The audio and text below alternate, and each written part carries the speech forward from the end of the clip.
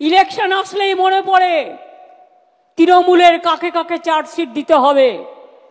Election আসলেই মনে পড়ে তৃণমূলের কাকে কাকে চোর বলা হবে।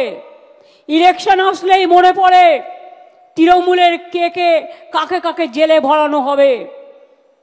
জেলে তো ভরেছেন অনেককেই, কটা প্রমাণ করতে পেরেছেন আজ পর্যন্ত? লজ্জা করে না? আরজিকর কেসের আজ পর্যন্ত সমাধান করতে পারেননি, কেসের পর কেস চলছে। কোন মুখে কথা বলেন আপনারা?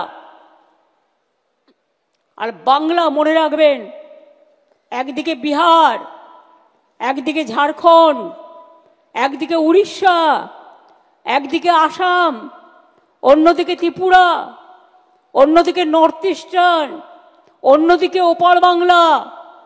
সব সামলাতে হয় আমাদের। সব কিছু সামলে বাংলায় যদি কখনো একটা ঘটনা ঘটে, 11 কোটি 12 কোটি মানুষ হয়ে গেছে বাংলায়, 11 কোটি তো হবেই।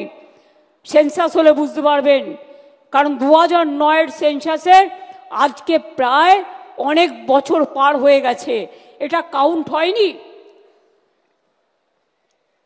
বুঝতে পারবেন যে আমাদের লোক সংখ্যা কতটা এক্স্যাক্টলি, কারণ আমরা পরিষেবা দিতে গেলে সেটা বুঝতে পারি। আমার যদি 9 কোটি মানুষকে স্বাস্থ্য সাথী দিতে হয়, 9 কোটি মানুষ মানে ইন্ডিভিজুয়াল পায় তার পরিবার অনুযায়ী, যদি আমাকে প্রায় 10 কোটির কাছাকাছি মানুষকে বিনা পয়সায় রেশন দিতে হয়, কারণ একটা অংশ তো নেন না, তাদের জন্য আলাদা একটা কার্ড আছে, তারা সেটা রাখেন ফর দেয়ার আইডেন্টিটি। কাউন্টটা তাহলে কি হচ্ছে বুঝতেই পারছেন? অটোমেটিক্যালি সংখ্যাটা পরিষ্কার হয়ে যাবে। কাজেই বাংলায় আমরা যে কাজগুলো করি, আমাদের 97টা সোশ্যাল সিকিউরিটি স্কিম আছে। আমি অনেক সময় দেখি যখন আমরা চিৎকার করে বক্তৃতা দিয়ে বলি এগুলো, কেউ নজর রাখেন না আর একটু কষ্ট করে কথাগুলো মানুষকে বলেন না।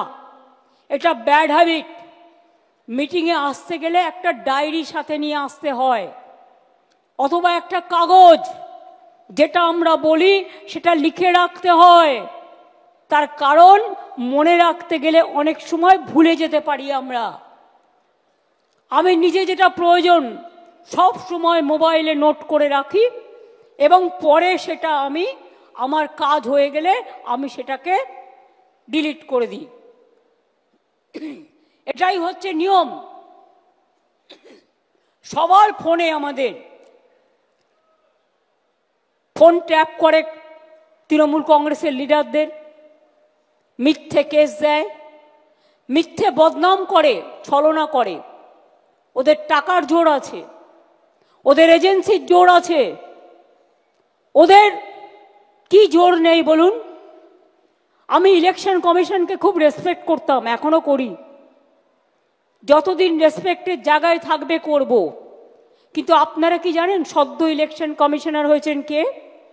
আমি শুধু পরিচয়টা দিচ্ছি আপনাদের জানবার জন্য, জেনে রাখা উচিত। মাননীয় স্বরাষ্ট্রমন্ত্রীর যিনি মাননীয় সচিব ছিলেন ডিপার্টমেন্টের, কোঅপারেশন ডিপার্টমেন্টের, তার সেক্রেটারিকে করে দিয়েছেন, প্রিন্সিপাল সেক্রেটারিকে, মানে তিনি ডিপার্টমেন্টের সেক্রেটারিকে করে দিয়েছেন চিফ ইলেকশন কমিশনার। টোটালটাই বিজেপির লোক দিয়ে ভরা। এই নির্বাচন কমিশন নিরপেক্ষ যতদিন না হবে ততদিন এই বদনাম কিন্তু থেকে যাবে, মাথায় রাখবেন। আমরা দেশের, আমরা সারা পৃথিবীতে গর্ব করি, আমরা one of the biggest Democratic country. কিন্তু আদপে কি তাই? সত্যি কি তাই? আজকে মহারাষ্ট্রে হারিয়েছে কি করে? ওরা ধরতে পারেনি। আজকে দিল্লিতে হারিয়েছে কি করে? ওরা ধরতে পারেনি। ওরা বাংলাতেও শুরু করেছে।